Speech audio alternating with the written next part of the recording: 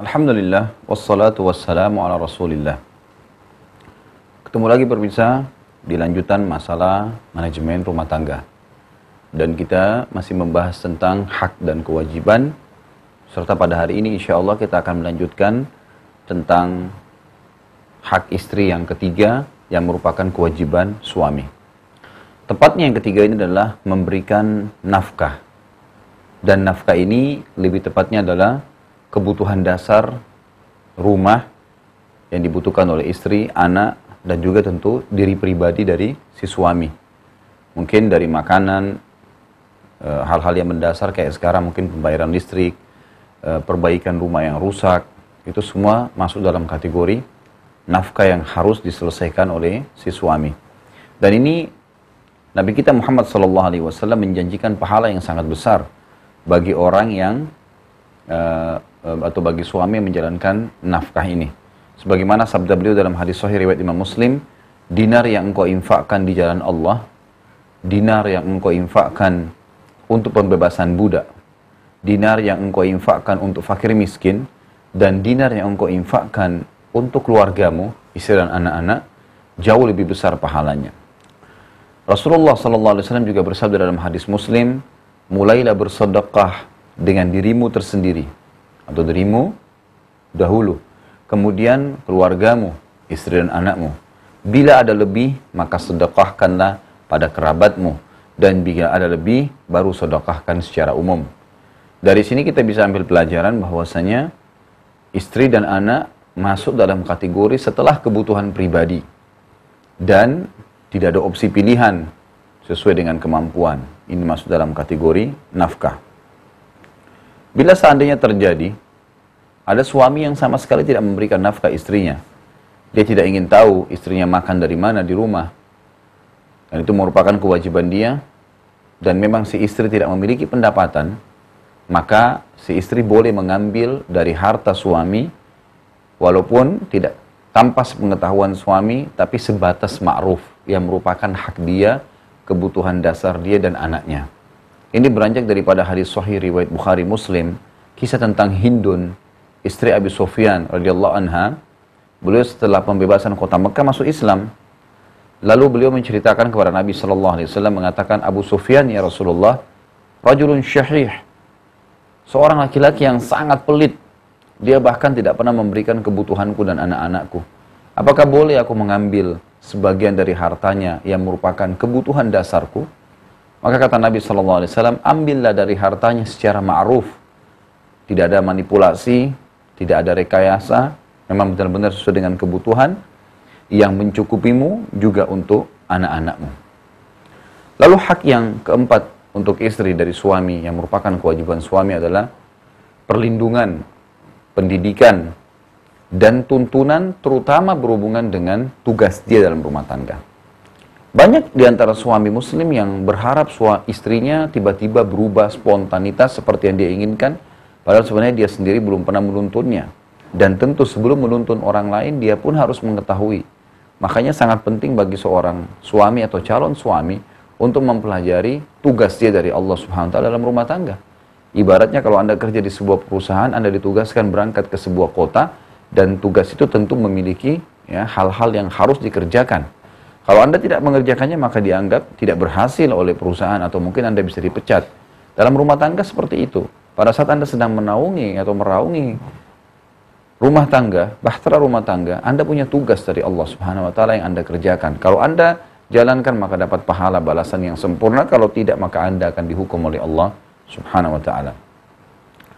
Allah menjelaskan dalam surat Tahrim tentang kewajiban yang keempat ini, urutan 66 ayat 6 dalam Al-Quran. A'udzubillahi minasyaitonirrajim. Ya ayyuhalladzina amanu qu anfusakum wa ahlikum nara wa quduhan nas wal hijaratu 'alaiha malaikatun giladun syidad la ya'suna Allah ma amarum wa yaf'aluna ma yu'marun. Hai orang-orang yang beriman, selamatkanlah diri kalian dan keluarga kalian. Dari apa? Dari api neraka. Bagaimana caranya? Dengan ilmu. Karena tidak mungkin kita akan mengetahui apa yang Allah haramkan, apa yang Allah perintahkan, yang menjadi penyebab kita masuk neraka kalau tidak dilakukan, atau kalau dilanggar, hal-hal yang dilarang tadi misalnya, atau hal yang diwajibkan tidak dikerjakan, yang masuk kecuali dengan ilmu. Maka harus belajar. Selamatkan diri kalian dan keluarga kalian dari api neraka yang bahan bakarnya terdiri dari manusia dan batu. Penjaganya malaikat-malaikat yang kasar keras, yang tidak pernah bermaksiat terhadap apa yang Allah perintahkan, dan juga ya tidak pernah atau selalu mengerjakan apa yang Allah inginkan. Rasulullah SAW juga mengingatkan kepada suami yang membengkalaikan tentang kewajiban ini. Beliau mengatakan dalam hadis sahih riwayat Hakim, 3 orang yang paling berat siksaannya pada hari kiamat. Yang pertama, perusak di wilayah haram. Wilayah haram ini Mekah dan Madinah, tepatnya di wilayah Haramain, daerah yang dimuliakan. Siapapun yang berbuat perusakan di sana, maka berat sekali siksaannya pada hari kiamat kalau tidak bertaubat.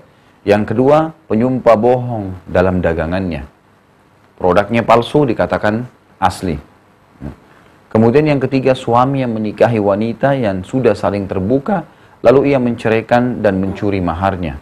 Ini malah suami dihukum oleh Allah Azza wa Jalla kalau dia malah bengkalikan kewajibannya. Dan juga Nabi SAW mengatakan dalam hadis riwayat Muslim, kafa bir mar'i ithma an yudayyi'a man yakutuh. Cukup beratlah nanti hukuman pada hari kiamat bagi orang yang membengkalikan kewajiban nafkahnya, maksudnya si suami tadi. Yang kelima, kewajiban suami yang merupakan hak istri adalah memenuhi kebutuhan biologisnya. Ini sangat penting untuk difahami karena memang ini kebutuhan dasar dalam rumah tangga. Syaitan selalu menghiasi pada saat orang berhubungan yang haram, seperti berpacaran misalnya, itu dihiasi agar mereka selalu ya saling membutuhkan dari sisi syahwat, ya saling memenuhi kebutuhan biologisnya. Dianggap itu adalah sebuah hal yang positif. Sementara kalau rumah tangga, syaitan malah membuat suami istri tidak ingin melakukannya. Padahal sebenarnya itu sebuah kewajiban. Suami wajib memenuhi kebutuhan istrinya dan istri wajib memenuhi nanti juga kebutuhan suaminya. Dan digantungkan, ya, digantungkan itu dalam bentuk hak dan kewajiban. Sebagaimana Nabi SAW pernah bersabda kepada Abu Darda, yang pada siang hari dia berpuasa terus dan malam hari dia selalu sholat malam, dia tidak lagi mempedulikan istrinya, maka dia mengatakan, hai Abu Darda, a'tikul ladzi haqqin haqqah. Berikanlah segala sesuatu itu haknya.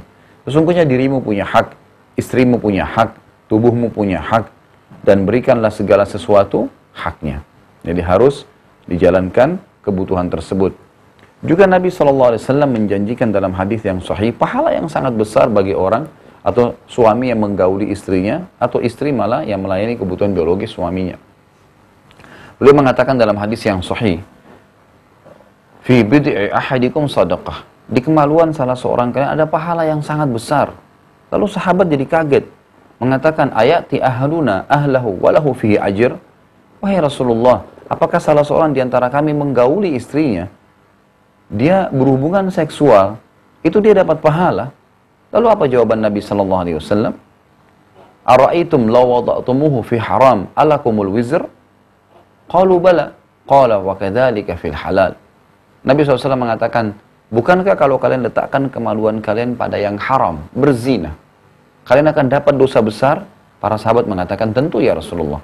Kata Nabi SAW, begitu pula kalau diletakkan pada yang halal, artinya akan mendapatkan pahala yang besar. Maka di sini ada motivasi yang positif. Lalu yang keenam, kewajiban suami dan merupakan hak istri adalah dia juga harus berhias untuk istrinya. Tentu di sini berhias sesuai dengan ya kapasitasnya sebagai laki-laki. Ya, kalau perempuan mungkin berdandan, kalau suami mungkin dia menggunakan pakaian yang rapi, ya wangi-wangian, ya, dia penampilan yang menarik untuk istrinya. Sebagaimana umumnya orang-orang kalau sedang bermaksiat berdandan atau berhias untuk lawan jenisnya. Sebagaimana Allah Subhanahu wa taala menjelaskan dalam Al-Baqarah tadi yang awal kita sebutkan urutan 2 ayat 228, walahunna walahunna mithlul ladzi 'alaihinna bima'ruf, dan mereka para istri memiliki hak dan memiliki hak yang seimbang dengan kewajibannya. Ibnu Abbas, sahabat Nabi radhiyallahu anhu berkata tentang ayat ini, aku senang sekali berhias untuk istriku sebagaimana aku senang ia berhias untukku, karena Allah Subhanahu wa taala telah berkalam dan para istri memiliki hak yang seimbang dengan kewajibannya. Ada mutiara yang paling luar biasa atau sangat luar biasa yang harus difahami oleh calon suami. Yang pertama adalah hadis Nabi SAW yang berbunyi, wanita dinikahi karena 4 hal. Hartanya, nasab keturunannya, kecantikannya dan agamanya. Dan dahulukanlah agamanya, maka aman tanganmu. Atau artinya kamu akan bahagia. Artinya di sini umumnya laki-laki menikahi wanita karena masalah itu. Karena masalah harta wanita, karena keturunannya, kecantikannya, dan agamanya. Kata Nabi SAW, kalian pilihlah dari 4 ini, dahulukanlah agamanya. Maka pasti tanganmu akan aman. Karena seorang mukminah, kalau dijadikan sebagai istri, dia akan menjaga kehormatannya. Juga Nabi SAW mengatakan dalam hadis Bukhari, wanita yang kharma itu tidak ada pemisah tengah hidungnya. Jadi lubang hidungnya satu, dan itu sangat jelek sekali pemandangannya. Kata Nabi SAW, wanita yang kharma dan seorang budak yang berkulit hitam tapi beragama jauh lebih baik. Jauh lebih baik. Jadi di sini kita disuruh prioritaskan ya tentang masalah bagaimana memilih calon pasangan yang beriman, Tentu kita akan lanjutkan lagi tema kita ini dalam sesi setelahnya, setelah yang satu ini.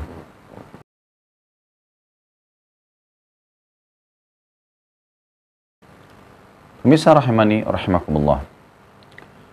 Kita masuk sekarang kepada kewajiban si istri yang merupakan hak suami. Tentu ada unsur timbal balik.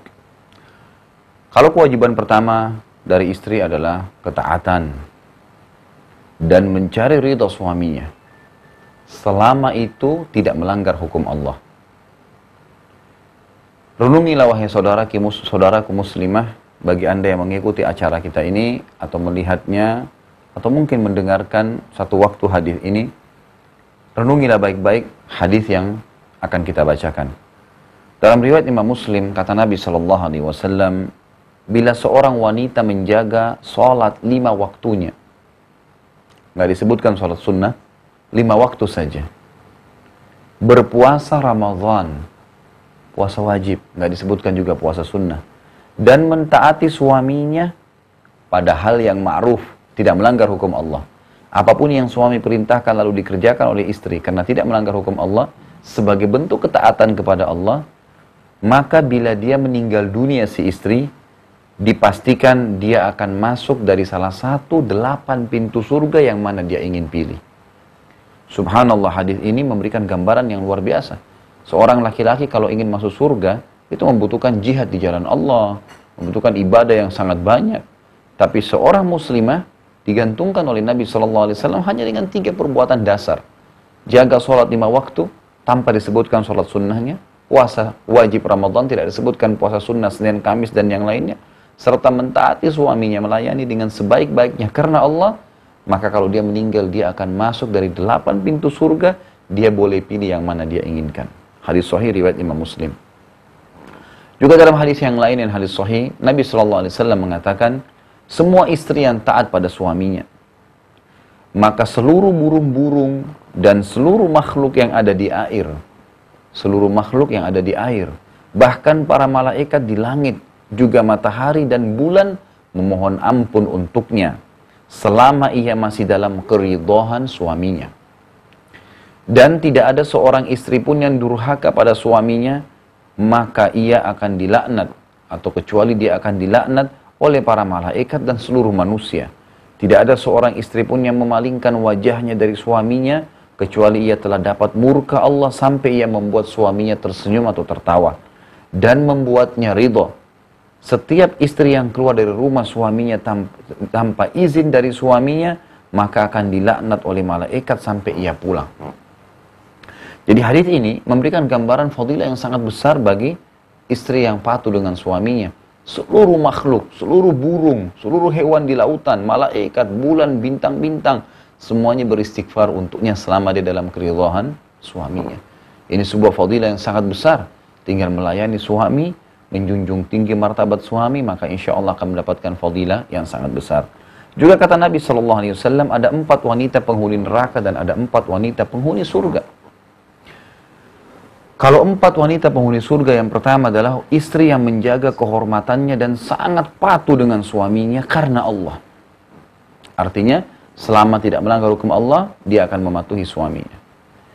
Yang kedua penghuni surga adalah istri yang banyak melahirkan. Di sini pointernya berarti seorang muslimah dianjurkan memperbanyak keturunan. Dan setiap kali melahirkan dia akan mendapatkan pahala yang sangat besar. Istri yang banyak melahirkan dan sangat sabar, serta selalu puas dengan pemberian suaminya walaupun sedikit. Yang ketiga, wanita penghuni surga, istri yang pemalu. Bila suaminya sedang tidak di rumah, ia menjaga kehormatannya, tidak berselingkuh. Dan harta suaminya yang merupakan amanah dijaga. Juga bila suaminya pulang, ia senantiasa menjaga lisannya agar tidak menyakiti suaminya. Yang keempat, istri yang saat suaminya meninggal dunia, sementara dia masih memiliki anak-anak yang masih kecil, maka ia menahan diri untuk tidak nikah lagi. Lalu ia mendidik dan membesarkan anak-anak suaminya karena khawatir mereka terbengkalai. Inilah 4 istri yang merupakan penghuni surga. Kita dengarkan selanjutnya 4 istri penghuni neraka. Yang pertama adalah istri yang lisannya tajam, senantiasa mencaci dan menyalahkan suaminya. Bila suaminya gaib, tidak sedang di rumah, maka ia berkhianat, selingkuh. Dan bila ia sedang di rumah, maka ia terus menyakiti suaminya dengan lisannya. Yang kedua, wanita penghuni neraka adalah istri yang membebani suaminya apa yang di luar kemampuannya. Kadang-kadang ada suami sampai mencuri, sampai korupsi karena ingin memenuhi kebutuhan istrinya yang mendesak. Ini ciri-ciri wanita penghuni neraka. Yang ketiga adalah istri yang tidak menutupi dirinya juga auratnya dari lawan jenisnya dan keluar rumah dengan membuka auratnya. Ingat, wahai para muslimah, menutup aurat bagi anda wajib di rumah atau di luar rumah selama bertemu yang bukan mahram atau yang tidak halal bagi anda memamerkan aurat. Jadi bukan hanya seperti di Indonesia umumnya, kalau keluar pakai jilbab, dalam rumah tidak pakai jilbab, walaupun ketemu dengan lelaki yang tidak halal bagi dia. Ini perlu diperhatikan. Konsepnya bukan di rumah atau di luar rumah, tapi konsepnya adalah bertemu dengan yang bukan mahram. Lalu yang keempat adalah istri yang tujuan hidupnya hanya makan, minum, dan tidur, yang tidak punya keinginan untuk mendirikan sholat. Masih sudah azan, masih nonton sinetron, masih sibuk dengan acara televisi, sibuk dengan kegiatan-kegiatan kosong, melupakan ibadah kepada Allah. Juga dia tidak mentaati Allah dalam perintah-perintah dan meninggalkan larangannya, juga Rasulullah atau juga Rasulnya, serta tidak mentaati suaminya. Lalu hadis yang selanjutnya kata Nabi SAW, tidak ada seorang istri pun yang meninggal dunia, lalu suaminya ridha, kecuali ia pasti masuk surga. Ini hadis tentang fadilah istri yang patuh pada suaminya. Lanjutan daripada beberapa hadis sebelumnya. Rasulullah SAW juga pernah diminta oleh beberapa sahabiat Nabi, perempuan yang mengatakan, ya Rasulullah, luangkanlah waktu buat kami. Maka Rasulullah SAW pun mengaturkan waktu buat para wanita muslimah pada saat itu, para sahabiat. Lalu Nabi SAW diantara sabda beliau adalah, aku diperlihatkan di neraka, paling banyak penghuninya adalah kalian. Lalu seorang sahabat berkata, ya Rasulullah, kenapa kami yang paling banyak di neraka, kaum wanita? Lalu kata Nabi SAW, karena kalian memungkiri kebaikan suami. Saya kadang-kadang memberikan contoh para pemirsa rahimani rahimakumullah. Bila anda, terutama wahai muslimah, bila anda sedang berjalan di jalan raya, kemudian tiba-tiba hujan lebat, lalu anda bernaung di depan rumah seseorang, pada saat pemilik rumah melihat anda, memanggil anda untuk datang duduk di terasnya. Hanya disambut, nunggu di teras agar tidak basah kuyup kena hujan. Tidak dihidangkan apa-apa, hanya bernaung saja. Kira-kira kalau selesai hujan anda pamit pergi, apa yang akan anda katakan tentang pemilik rumah tersebut? Tentu anda akan mengatakan setiap lewat rumah itu, saya tidak bisa lupa orang ini. Dia dulu menaungi saya dari basah kuyup hujan. Apalagi kalau pemilik rumah menghidangkan teh yang hangat, pisang goreng, atau makanan umumnya.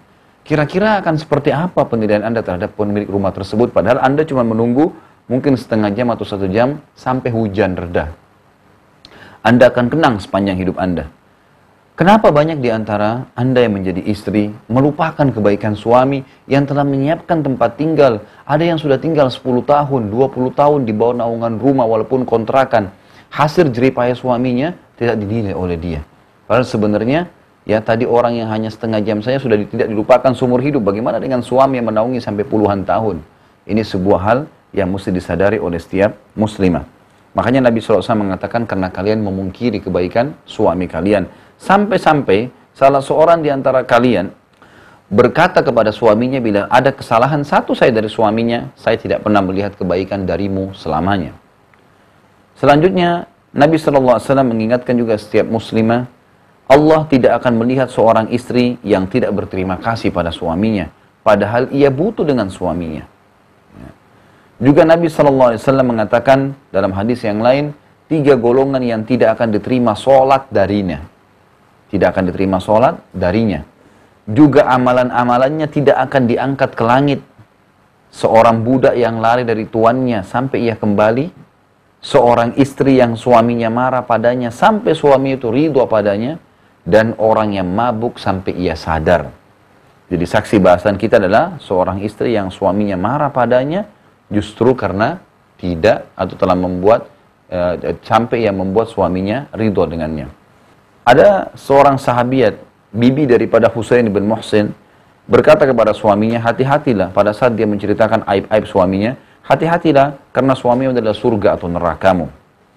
Aisyah juga berkata dalam hadis yang lain, wahai sekalian wanita, bila kalian tahu hakikat hak suami kalian terhadap kalian, maka pasti seseorang dari kalian mengambil debu kaki suaminya dan meletakkan pada pipinya. Nabi SAW juga mengingatkan dalam hadis yang lain, wanita dari kalian yang menjadi penghuni surga ialah yang penuh dengan kasih sayang, yang bila ia disakiti atau menyakiti suaminya, ia mendatangi suami dan ia meletakkan tangannya pada tangan suaminya seraya berkata pada suaminya, aku tidak bisa tidur sampai engkau ridho kepadaku. Lalu kewajiban yang kedua akan kita lanjutkan insya Allah setelah yang satu ini.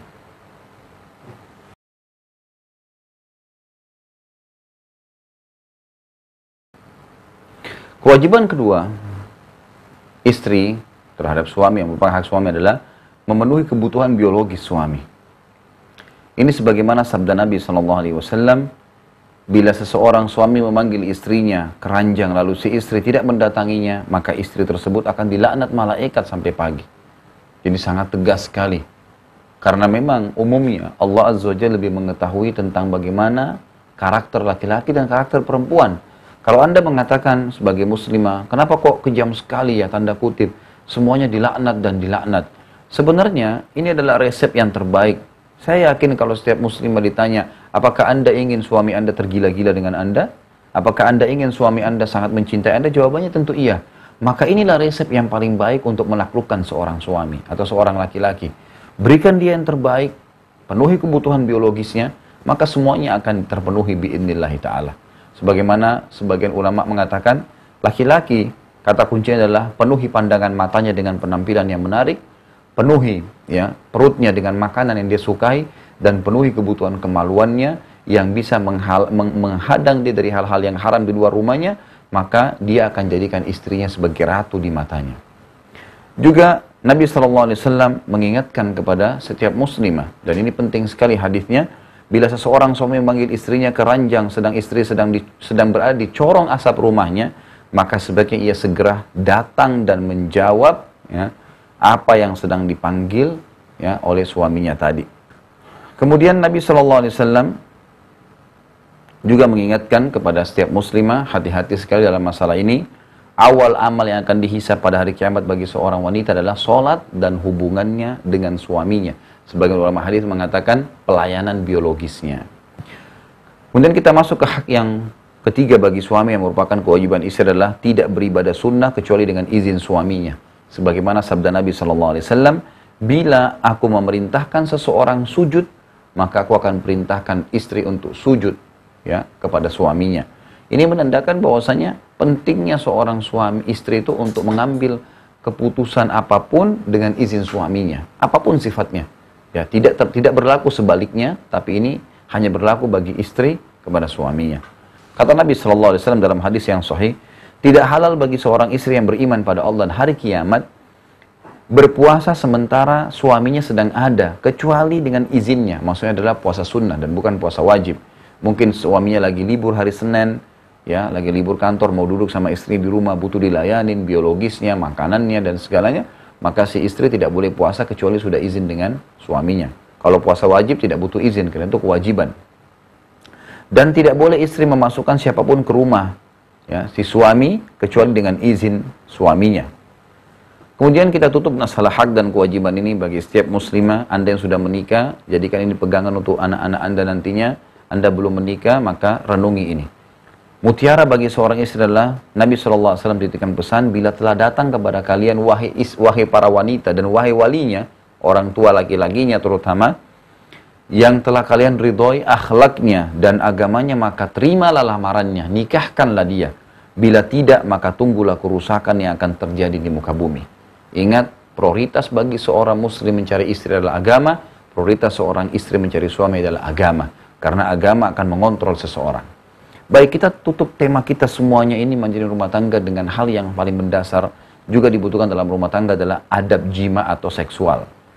Ada hal-hal yang perlu Anda ketahui. Islam sangat peduli dengan hal apapun termasuk kebutuhan biologis ini. Sangat keliru dan saya selalu tekankan jangan pernah belajar masalah seksual dari film-film orang barat. Karena mereka melakukan hal-hal yang dilarang dalam agama Islam. Dan Islam sama sekali ya tidak pernah membiarkan hal seperti ini begitu saja, justru merincikan dengan sangat besar. Dengarkanlah ya sabda-sabda Nabi SAW dalam banyak hal tuntunan beliau sebagai panutan kita. Yang pertama, beliau menyuruh kita membaca doa sebelum berhubungan intim. Dan beliau mengingatkan kepada kita sebelum meletakkan kemaluan di kemaluan berkata, jika salah seorang di antara kalian ingin menggauli istrinya, hendaklah ia membaca doa Bismillah, dengan nama Allah. Allahumma jannibis syaitani, ya Allah jauhkanlah syaitan, wa jannibis syaitani ma razaqtana, dari apa yang telah engkau karuniakan kepada kami. Kata Nabi SAW, bila Allah karuniakan dari hasil hubungan biologis itu, seksual itu, anak istrinya hamil, maka anaknya akan selamat dari syaitan. Atau dalam hadisnya dikatakan, syaitan tidak akan membahayakan anaknya. Sebagian ulama mengatakan bahwasanya yang dimaksud dengan tidak membahayakan anaknya tidak akan pernah nakal. Ya, ini jaminan dari Nabi SAW. Jadi berhubungan biologis pun tetap harus ya mengingat Allah Subhanahu Wa Taala. Yang kedua selain membaca doa adalah kita dianjurkan agar melakukan ya cumbuan sebelum berhubungan biologis. Sebagaimana sabda Nabi SAW dalam hadis yang sahih, bukanlah dari golonganku yang tidak mencumbui pasangannya sebelum bersetubuh. Ya. Juga Aisyah mengatakan dalam hadis Muslim, Rasulullah SAW telah mengisap lidahku. Artinya di sini tidak ada yang aib dalam menjelaskan hukum agama. Kita harus tahu bahwasanya Nabi SAW mencontohkan segala sesuatunya. Dan hukum-hukum seperti ini sampai kepada kita supaya jelas bahwasanya Anda tidak butuh panduan dan tuntunan selain dari Nabi SAW. Yang ketiga adalah tidak boleh menggauli istri dari dubur. Dan ini sangat penting sekali. Nabi SAW mengingatkan dalam hadis sahih riwayat Ahmad, Abu Daud dan Nasa'i, terlaknat siapapun yang menggauli istrinya dari duburnya. Ya. Juga dalam hadis yang lain, Allah tidak akan melihat orang yang menggauli istrinya dari duburnya. Dalam hadis yang lain juga semua sama diriwayatkan Ibnu Majah dan Tirmidzi dan hadis sahih. Barang siapa yang menggauli istrinya yang sedang haid atau dari dubur, juga yang mendatangi atau mempercayai dukun. Jadi di sini disamakan antara menggauli istri yang sedang haid atau dari dubur dan mendatangi dukun yang merupakan perbuatan syirik. Sungguh ia telah kafir terhadap apa yang diturunkan kepada Muhammad sallallahu alaihi wasallam. Kenapa kita tidak boleh menggauli istri dari dubur atau lagi haid ataupun nifas? Ini sangat penting sekali. Ya, Allah menceritakan di dalam Al-Baqarah urutan 2 ayat 222. Tentu ini juga termasuk hal yang datang setelahnya ya, penjelasan tidak boleh menggauli istri pada saat haid dan nifas. Allah mengatakan, mereka bertanya kepadamu tentang haid. Yas'alunaka 'anil mahid. Qul huwa adzam fa'tazilun nisaa fil mahid. Katakanlah haid itu adalah darah yang kotor, nifas itu darah yang kotor. Maka oleh sebab itu jauhilah wanita-wanita tersebut pada saat mereka sedang haid. Wala taqrabuhunna hatta yathurn. Jangan kalian gauli mereka sampai mereka telah suci, mandi yang bersih. Fa idza tatahharna fa'tuhunna min haitsu amarakumullah. Kalau seandainya mereka sudah suci, maka gaulilah mereka di tempat yang telah Allah perintahkan atau kemaluan mereka dan bukan dubur. Innallaha yuhibbut tawwabin wa yuhibbul mutatahhirin. Allah sangat cinta dengan orang-orang yang selalu bertaubat dan selalu bersuci. Lalu kata Nabi SAW juga dalam hadis riwayat Muslim, lakukan apa saja ya pada saat sedang haid, boleh bercumbuan kecuali persetubuhan. Masruq radhiyallahu anhu berkata kepada Aisyah, ya Rasul, wahai Aisyah, apakah apa yang boleh dikerjakan seorang suami terhadap istrinya kalau sedang haid? Aisyah mengatakan segala sesuatu kecuali kemaluannya. Juga dalam hadis riwayat Muslim, Bukhari Muslim, kata Nabi sallallahu alaihi wasallam, Aisyah radhiyallahu anha, Jika salah seorang di antara kami sedang haid, lalu Rasulullah SAW ingin menggaulinya, maka beliau SAW menyuruhnya mengencangkan kain di tempat keluar haid, lalu beliau menggaulinya. Kita tutup dengan peringatan yang sangat penting sekali. Ya. Nabi SAW mengatakan, bila salah seorang di antara kalian ingin mengulangi hubungan biologis tersebut, maka hendaklah dia berwudu terlebih dahulu, karena itu akan lebih memotivasi dia. Para medis muslim meneliti hadis ini dan mengatakan ternyata di tempat-tempat yang tersentuh air wudu itu adalah tempat yang sangat peka untuk kembali ya menyegarkan tubuh kita seluruhannya. Maka pada saat seorang muslim ingin mengulangi hubungan biologis dengan pasangannya, disunnahkan dia untuk berwudu terlebih dahulu. Kemudian kita tutup semua materi kita ini dengan mutiara bagi suami, istri, terutama berhubungan dengan masalah hubungan biologis tadi. Kata Nabi SAW, riwayat Imam Muslim, manusia yang paling buruk kedudukannya di sisi Allah pada hari kiamat ialah orang yang berhubungan biologis, suami istri, dengan ya, pasangannya, juga istri, ya, seorang suami menggauli istrinya atau istri yang menggauli suaminya, lalu ia menyebarkan rahasia hubungan mereka pada esokan harinya. Juga dalam hadis yang lain kata Nabi SAW kepada para sahabat, mungkin seorang pria mengatakan apa yang dilakukan dengan istrinya, dan mungkin seorang wanita mengatakan apa yang dilakukan dengan suaminya. Maka Asma binti Yazid radhiyallahu anha sahabiyat berkata, benar demi Allah wahai Rasulullah, kaum wanita melakukannya, begitu juga kaum pria. Artinya menceritakan tentang kelebihan pasangan masing-masing dengan ya sesama jenisnya. Maka Nabi SAW mengatakan, janganlah kalian lakukan hal tersebut. Tidak boleh menceritakan kelebihan istri kepada teman-teman si suami tadi, atau si istri menceritakan kelebihan suami di teman-temannya dia. Kata Nabi SAW, jangan kalian lakukan itu sebab perumpamaan itu seperti syaitan pria atau laki-laki yang menggauli atau menemui syaitan wanita di jalan, lalu ia menyetubuhinya sementara semua orang melihatnya. Ya, sementara semua orang melihatnya. Baik, kita akan tutup materi kita semuanya ini ya, dengan manajemen rumah tangga umumnya dari awal bahasan kita sampai terakhir dengan bagaimana menjadikan rumah tangga yang islami sehingga penuh dengan rahmat Allah subhanahu wa ta'ala. Tentu yang pertama adalah menerapkan syariat Allah dalam kehidupan ya secara keseluruhan. Dan itu dibantu dengan pertama menciptakan lingkungan islami di rumah. Suasana rumah sesuai dengan Islam, ya, sesuai dengan Allah perintahkan, tidak boleh ada patung, ya. Kalau masuk rumah memberikan salam, membiasakan mendengarkan tilawah dalam rumah dan seterusnya. Menciptakan lingkungan yang islami, komunitas kita di komplek, yaitu adalah orang-orang Islam dan memang mereka dekat dengan Allah. Yang kedua menciptakan suasana islami di rumah, tadi mendengarkan kaset tilawah dan segalanya, membiasakan salam. Yang ketiga mengenakan busana islami di luar dan di dalam rumah, terutama saat terdapat yang bukan mahram ya bagi seorang istri. Kemudian yang keempat mempertebal dan menambah iman dengan ilmu, dengan membaca, mendengar, ya, kemudian menghadiri majelis-majelis ilmu, dan yang kelima yang terakhir menciptakan pergaulan yang soleh, baik untuk suami, istri dan juga anak-anak.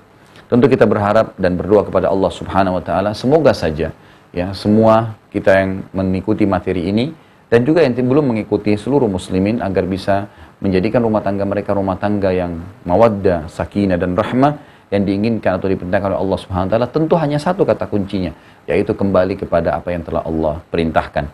Semoga bermanfaat dan semoga juga Anda semuanya bisa menjadi keluarga yang dirahmati oleh Allah Subhanahu wa taala. Kalau ada benar dari Allah, kalau ada salah dari saya tolong dimaafkan. Subhanakallahumma bihamdika asyhadu an la ilaha illa anta astaghfiruka wa atubu ilaik. Wassalamualaikum warahmatullahi wabarakatuh.